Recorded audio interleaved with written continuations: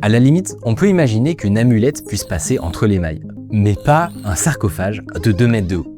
Ça, c'est au niveau des douanes, mais il y a une autre couche de contrôle. À chaque fois qu'un objet d'art est vendu, tout doit être justifié et documenté par le vendeur. La provenance, la légalité de son exportation et de son importation. Et en particulier, aux États-Unis, les acheteurs ont une grosse pression pour faire toutes ces vérifications. Parce que si la police décide que la provenance de l'objet n'est pas suffisamment justifiée, elle peut saisir l'objet sans compensation pour le propriétaire, même si lui l'a acquis de bonne foi. Donc, vous imaginez bien que pour un sarcophage à 4 millions de dollars, à chaque maison de vente, il y a eu des experts qui ont intégralement vérifié tout le dossier pour s'assurer qu'il n'y avait pas le moindre petit chaînon manquant ou flou.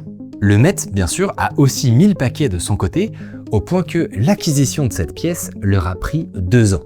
Ça paraît donc impossible que les soupçons sur le sarcophage du Met soient sérieux. Ça paraît impossible, mais quand même, si c'est vraiment un objet volé, pour Bogdanos, ce serait complètement fou.